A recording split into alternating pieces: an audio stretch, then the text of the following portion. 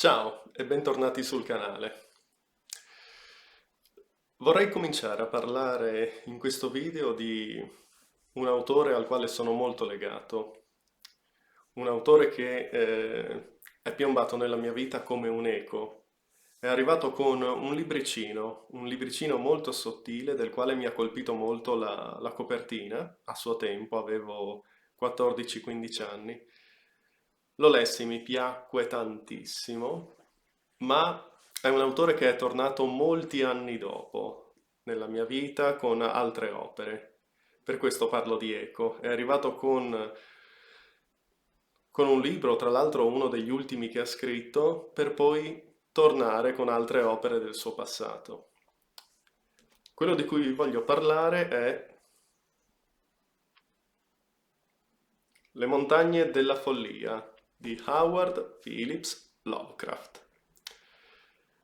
Questo libro è emblematico, secondo me, rispetto a quello che è lo scritto di questo autore.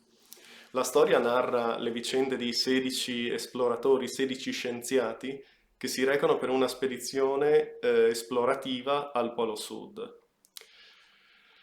Ehm, il libro è molto dettagliato, ci sono molti termini scientifici, sembra quasi che sia scritto, tra l'altro è scritto in prima persona da uno di questi scienziati e sembra veramente che le competenze che Lovecraft porta in questo scritto siano realmente di un professionista del settore, almeno per i profani come me.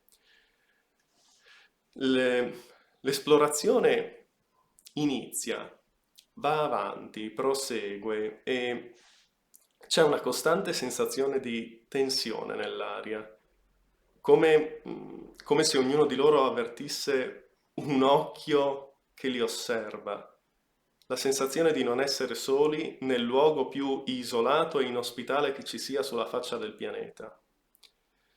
È andando avanti con questa storia che ci renderemo conto che in effetti queste persone non sono sole. L'esplorazione arriverà a portarli a scoprire cose riguardanti creature e civiltà precedenti alla nostra. E a livello della descrizione del libro vorrei fermarmi qua perché non voglio veramente togliervi nulla al piacere della scoperta di questa storia e di quello che può dare questo grandissimo autore. Quello di cui vorrei parlarvi di Lovecraft è la narrativa. Alla fine tutto quello che è il suo scritto, la sua creazione, ha a che fare con un concetto molto molto semplice dell'essere umano, la paura.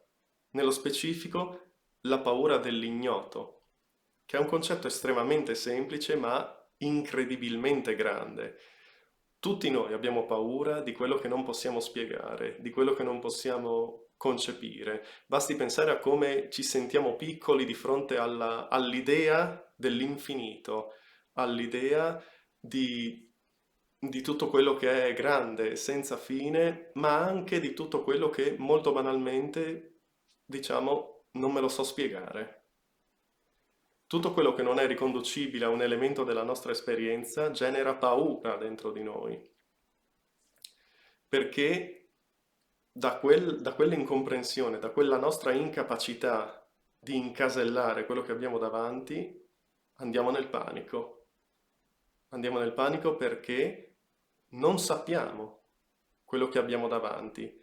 Ed è su questo punto che Lovecraft ha costruito tutta la sua cosmologia, tutta la mitologia della sua narrativa.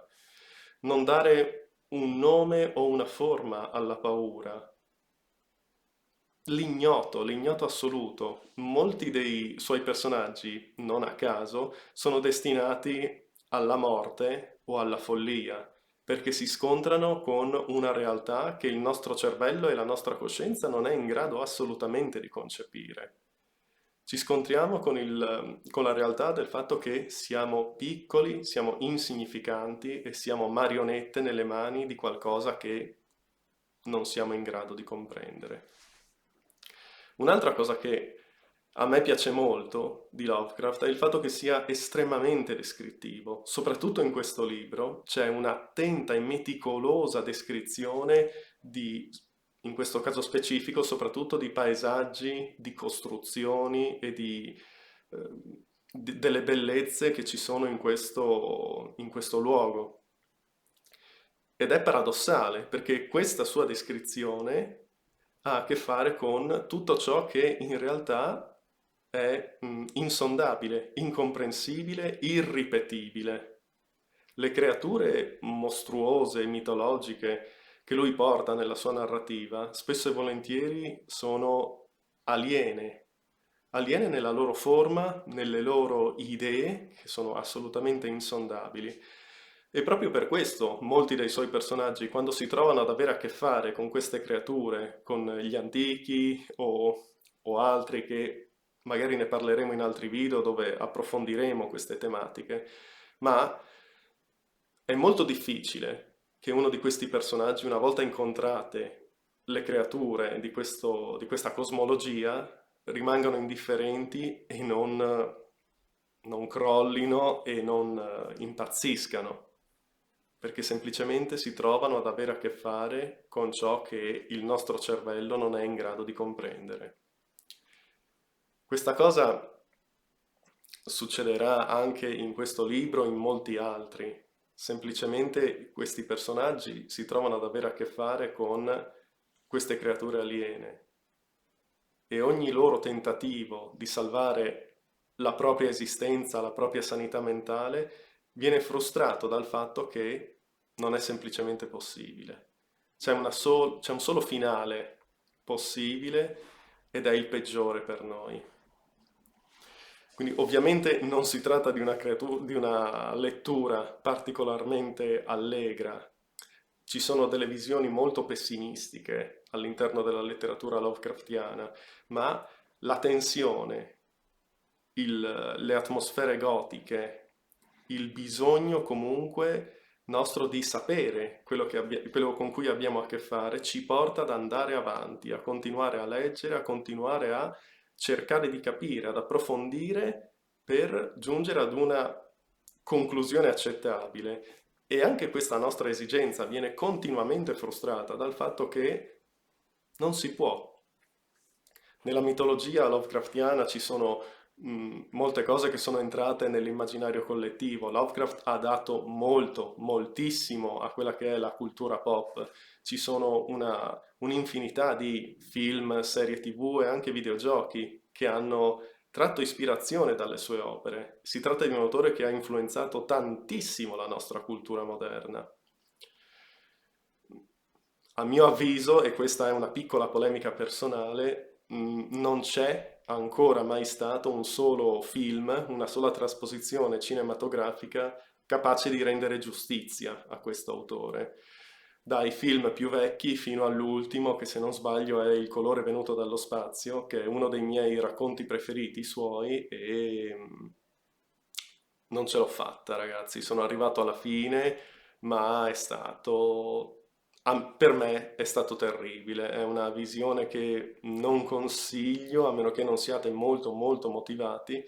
Ho cercato di guardarlo senza avere troppe aspettative, ma non è andata come speravo, purtroppo. Sono rimasto abbastanza deluso da scelte registiche, scelte del cast,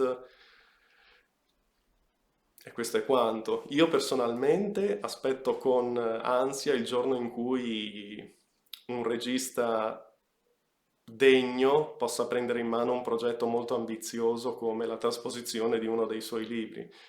Penso che gli unici in grado di poter fare una cosa del genere siano David Lynch, Denis Villeneuve o Guillermo del Toro. Sono gli unici tre registi che penso sarebbero in grado di portare avanti questo ambizioso progetto. Ma questa è la mia opinione personale. Detto questo, spero di avervi incuriosito, spero di avervi stimolato, se non conoscete questo autore, a dargli una possibilità, perché lo merita veramente. Come vi ho già detto, Alle montagne della follia è uno degli ultimi libri che sono stati pubblicati di questo autore. Ci sono titoli molto più significativi, come banalmente Il richiamo di Cthulhu o Il colore venuto dallo spazio. Io in ogni caso vi consiglio di prendere in mano quest'autore, di conoscerlo e di scoprire tutto quello che può darvi. Se il video vi è piaciuto, mettete mi piace, iscrivetevi al canale e basta. Questo è quanto. Spero di avervi veramente incuriosito e ci vediamo al prossimo video. Ciao, buona giornata.